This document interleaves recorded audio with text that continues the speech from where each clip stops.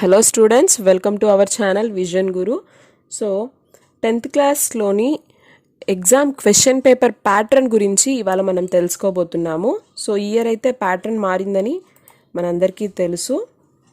కానీ ఏ క్వశ్చన్స్ అంటే ఏ number of క్వశ్చన్లో ఏ టైప్ ఆఫ్ క్వశ్చన్ అడుగుతారు, అసలు మోడల్ పేపర్ ఏంటి, ఎలా ఉంటుంది అనేది చాలామందికి ఇంకా డౌట్గా కన్ఫ్యూజన్గా ఉంది. సో అందుకోసమని నేను ఈ క్వశ్చన్ పేపర్ బ్లూ ప్రింట్ అనేది నేను మీకు చూపించబోతున్నాను. సో ఇక్కడ చూడండి. సో ఫస్ట్ సెక్షన్లో మనకి మొత్తం 12 క్వశ్చన్స్ ఉంటాయి. సో చూసారా? సో 1 to 12 క్వశ్చన్స్ అనేవి 1 మార్క్ క్వశ్చన్స్ ఉంటాయి. సో ఫస్ట్ ఏ క్వశ్చన్స్లో మనం ఏం అడుగుతారు చూద్దాము. ప్రశ్న సంఖ్య 1 ఫస్ట్ క్వశ్చన్లో మనల్ని तत्सम तद्भव అడుగుతారు. तो विकल्पों में से सही उत्तर पहचान कर लिखना होगा. సో ఈ క్వశ్చన్కి ఏంటి అంటే వికల్ప్ అంటే చాయిస్ ఇస్తారు. తత్సం తద్భవ్ మనకి అంటే తత్సం ఇచ్చి తద్భవ్ రూప్ కానీ లేకపోతే తద్భవ్ శబ్ద ఇచ్చి తత్సం రూప్ కానీ అడగడం జరుగుతుంది. సో దీనికి ఆన్సర్స్ కూడా 3 ఇస్తారు. అక్కడ మనకి 3లో నుంచి మనం కరెక్ట్ ఆన్సర్ని ఐడెంటిఫై చేయాలి. సో అక్కడ ఇచ్చినటువంటి ఆప్షన్స్లో నుంచి ఏది ఆన్సర్ అనేది ఐడెంటిఫై చేసి రాయాల్సి ఉంటుంది. సో దీనికి 1 మార్క్. సో 1 to 12 క్వశ్చన్స్, ప్రతి క్వశ్చన్కి కూడా 1 మార్కే ఉంటుంది. సెకండ్ క్వశ్చన్ చూసినట్లయితే క్రియా విశేషణ एक शब्द में उत्तर लिखना होगा. तो यहाँ पे వాక్య दिया जाएगा. ఒక సెంటెన్స్ ఇస్తారు. సెంటెన్స్లో నుంచి క్రియా విశేషణని ఐడెంటిఫై చేసి ఏదైతే క్రియా విశేషణ ఉంటుందో దాన్ని మనం రాయాలి. సో ప్రతి క్వశ్చన్కి కూడా ఆన్సర్ మనం రాయాల్సి ఉంటుంది. ఇక్కడ ఏబిసిడీలు పెట్టడం కానీ లేకపోతే ఏది కూడా ఉండదు, టిక్ చేయడము ఇలా ఏది ఉండదు. ప్రతి దానికి మనం ఆన్సర్ ఖచ్చితంగా రాయాల్సిందే. థర్డ్ క్వశ్చన్ చూసినట్లయితే సంఖ్య హిందీ అక్షరోమే లిఖనా హోగా.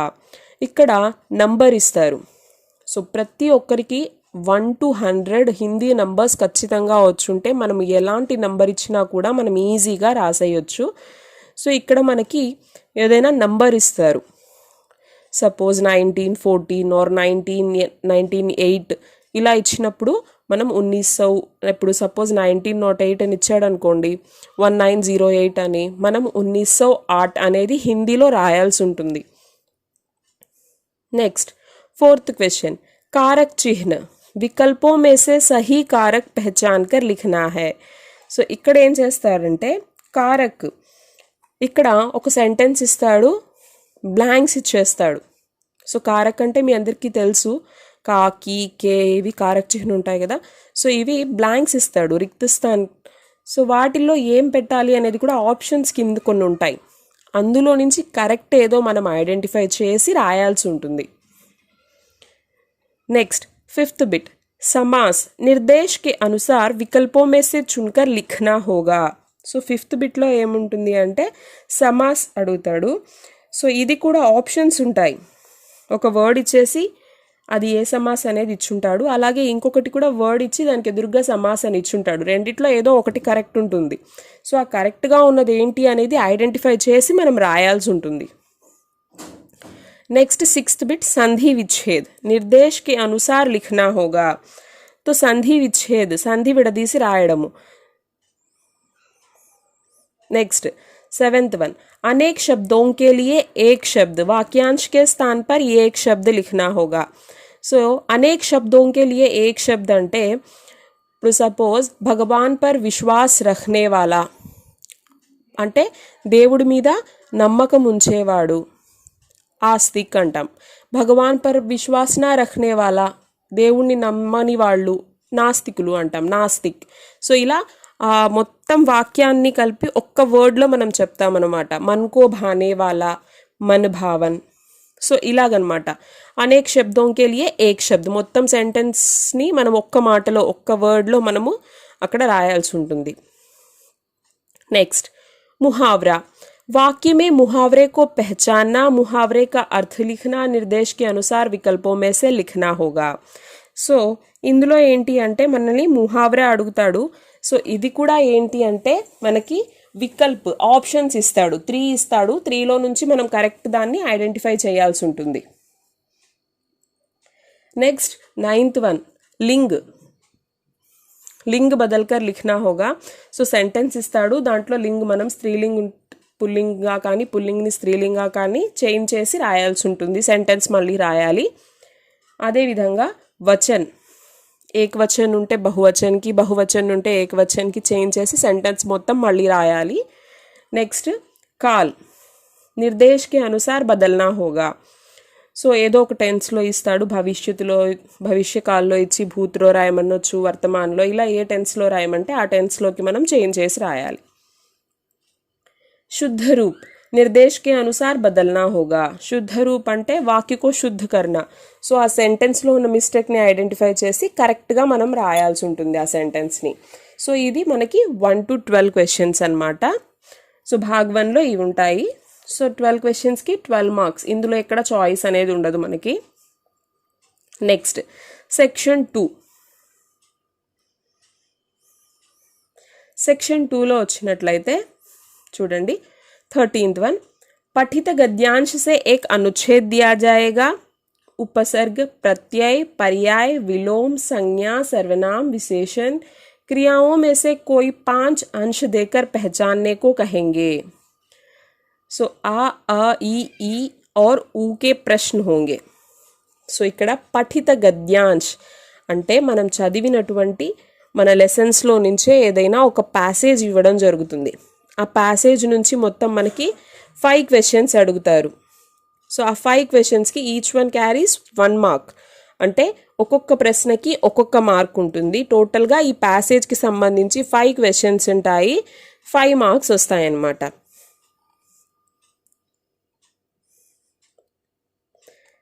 తర్వాత पठित पद्य भाग से एक पद्यांश दिया जाएगा. तो इसमें भी 5 प्रश्न होंगे. यह बहुविकल्पीय प्रश्न होंगे. సో నెక్స్ట్ పఠిత పద్య భాగ్, ఇందాక మనకేంటి మన లెసన్స్లో నుంచి మనకు తెలిసినటువంటి ఒక ప్యాసేజ్ ఇస్తారని చెప్పాము. ఇక్కడ మన పోయమ్స్ ఉన్నాయి కదా మన లెసన్స్లో నుంచే, ఇందులో కూడా మనకు తెలిసినటువంటి ఒక పోయం ఇస్తారు. అందులో నుంచి 5 క్వశ్చన్స్ ఉంటాయి. సో వీటికి సంబంధించిన క్వశ్చన్స్ ఏంటి అంటే ఆప్షనల్ ఆన్సర్స్ ఉంటాయి. సో ఇవి కూడా 5 క్వశ్చన్స్ ఉంటాయన్నమాట. ఒక్కొక్క క్వశ్చన్కి ఒక్కొక్క మార్క్ ఉంటుంది. ఇక్కడ కూడా మనకి 5 మార్క్స్, అంటే passage questions 5 marks, poem questions కూడా 5 మార్క్స్. Next question number 15. ఇక్కడ కూడా మళ్ళీ పఠిత గద్య భాగ్, ఇది కూడా మన లెసన్స్లో నుంచే ప్యాసేజ్. ఇంతకు ముందు అయితే అపఠిత గద్య అపఠిత పద్య కూడా ఉండేది, అన్నోన్ ప్యాసేజ్. అదేవిధంగా అన్నోన్ పోయం కూడా, అన్సీన్ పోయం కూడా ఉండేది. కానీ ఇప్పుడు అది లేదు, క్యాన్సిల్ చేశారు. సో మనకేంటి అంటే ఇప్పుడు పోయంకి సంబంధించిన క్వశ్చన్స్ అలా 2 టైమ్స్ అడుగుతారు. ప్యాసేజ్ క్వశ్చన్స్ కూడా 2 టైమ్స్ ఉన్నాయి.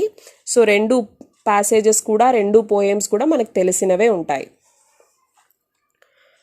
సో పఠిత गद्य भाग से एक गद्यांश दिया जाएगा. इसके 5 प्रश्न होंगे. एक वाक्य में उत्तर देना होगा. సో ఇక్కడ ఇచ్చిన ప్యాసేజ్ క్వశ్చన్కి కూడా సో 5 క్వశ్చన్స్ ఉంటాయి. ప్రతి దానికి కూడా 1 సెంటెన్స్లో ఆన్సర్ రాయాలి. నెక్స్ట్ पठित गद्य भाग से एक गद्यांश दिया जाएगा. इसके 5 प्रश्न होंगे. ये बहुविकल्पीय प्रश्न होंगे. సో ఇక్కడ ఆప్షన్స్ ఉంటాయి ఆన్సర్స్కి, ఇవి కూడా 5. So total poem and passage క్వశ్చన్స్కి సంబంధించి ఇక్కడ 5 మార్క్స్ చొప్పున మొత్తం 20 మార్క్స్ ఉంటాయి.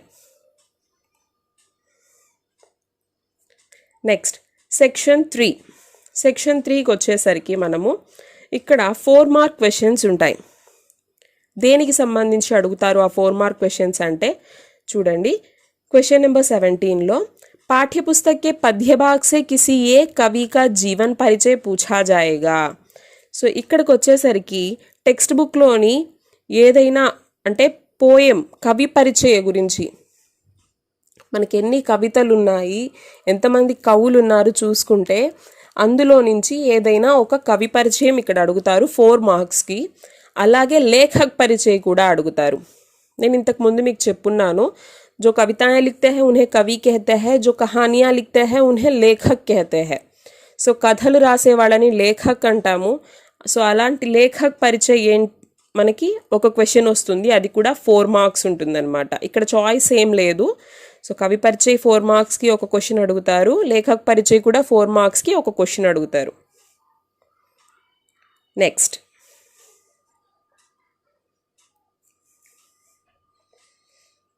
సో ఇక్కడ చూసినట్లయితే క్వశ్చన్ నెంబర్ 19 and 20. సో ఈ 2 క్వశ్చన్స్ కూడా మనకి पोएम्सలో నుంచి వస్తాయి. पद्य भाग से 2 प्रश्न दिए जाएंगे, 3-4 वाक्यों में उत्तर देना होगा. यानी कि 3 अंक के प्रश्न, 3 మార్క్ క్వశ్చన్స్ ఇక్కడ 2 ఉంటాయి, పోయంలో నుంచి తీసుకోవడం జరుగుతుంది. అలాగే క్వశ్చన్ నెంబర్ 21, 22, 23. సో ఇవి వచ్చేసి गद्य भाग से 3 प्रश्न दिए जाएंगे, 3-4 वाक्यों में उत्तर देना होगा. సో ఇక్కడ మనకి పోయంలో నుంచి 2 క్వశ్చన్స్ వస్తాయి, అలాగే ప్రోజ్లో నుంచి ఇక్కడ గద్య భాగ్ నుంచి 3 క్వశ్చన్స్ వస్తాయి. ఇవి కూడా 3 మార్క్ క్వశ్చన్సే. సో పోయం నుంచి మనకి 6 మార్క్స్, అలాగే ప్రోజ్ నుంచి 9 marks. And next 24th, 25th, 26th questions non detail నుంచి అడుగుతారు. అంటే ఇక్కడ కూడా నాన్ డీటెయిల్ నుంచి 3 క్వశ్చన్స్ అడుగుతారు, 3 మార్క్స్, 9 మార్క్స్.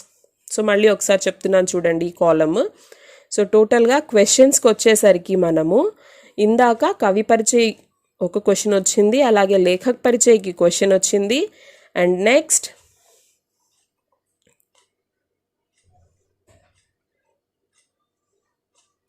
క్వశ్చన్స్ దగ్గరికి వచ్చేసరికి 3 మార్క్ క్వశ్చన్ దగ్గరికి వచ్చేసరికి పోయం నుంచి 2 క్వశ్చన్స్ అడుగుతారు, ప్రోజ్ నుంచి 3 క్వశ్చన్స్ అడుగుతారు, అలాగే నాన్ డీటెయిల్ నుంచి 3 క్వశ్చన్స్ అడుగుతారు.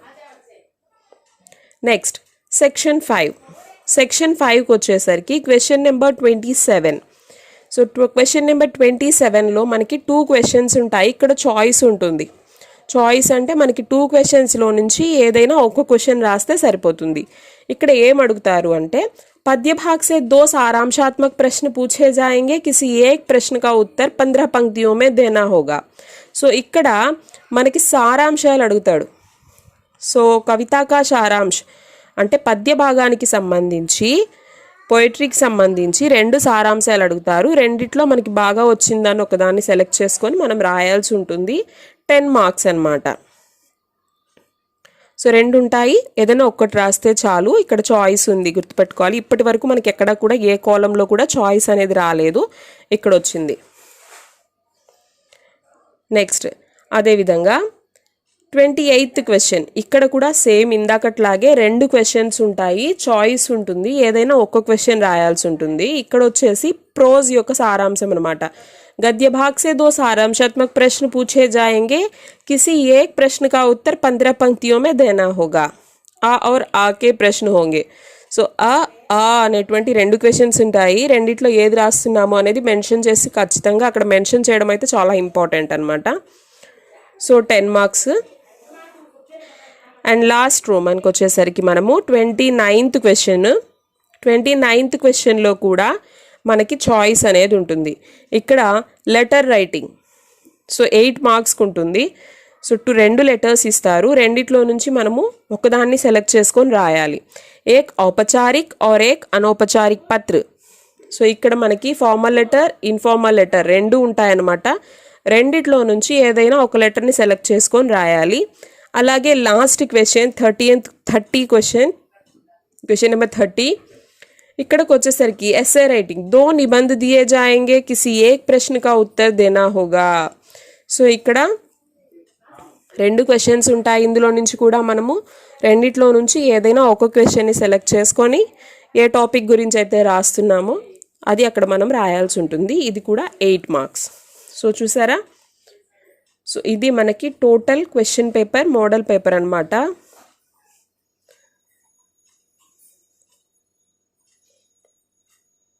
సో ఇప్పుడు మనకి క్లారిటీగా ఏ నెంబర్ క్వశ్చన్లో ఏం అడుగుతాడు, దేనికి సంబంధించిన క్వశ్చన్ ఉంటుంది, సో 1 to 12 బిట్స్ క్వశ్చన్స్లో ఏం అడుగుతాడు, అలాగే 4 మార్క్ క్వశ్చన్స్ ఏంటి, తర్వాత 3 మార్క్ క్వశ్చన్స్ ఏంటి, 8 మార్క్ క్వశ్చన్స్ ఏంటి, 10 మార్క్ క్వశ్చన్స్ ఏంటి, ఏ రోమన్లో చాయిస్ ఉంది, ఏ రోమన్లో చాయిస్ లేదు అనేది మనకి క్లారిటీగా అర్థమైంది. ఇంకా మీకు ఒకవేళ ఏదైనా డౌట్ ఉంది, లేదు ఏదైనా కన్ఫ్యూజన్ ఇందులో ఉంది అంటే నాకు కామెంట్ చేయండి, నేను మళ్ళీ ఒకసారి నాకు మీకు క్లారిటీ ఇస్తాను ఏం అర్థం కాలేదో దాని గురించి. సో ఐ హోప్ మీకు అర్థమైంది అనుకుంటున్నాను. నేను ఇంకొక వీడియో కూడా తొందరగానే పెడతాను, అంటే మోడల్ పేపర్ ఒకటి చూపిస్తాను, మీకు ఇంకా క్లారిటీ అనేది వస్తుంది. జస్ట్ ఇప్పుడు బ్లూ ప్రింట్ అనేది చూపించాను కదా, జస్ట్ మోడల్ పేపర్లో అంటే ఎగ్జాంపుల్కి కూడా క్వశ్చన్స్ ఉంటే మీకు ఇంకొంచెం క్లారిటీగా అర్థమవుతుంది. సో ఇంకొక వీడియోలో అది కూడా ఎక్స్ప్లెయిన్ చేస్తాను. Thank you.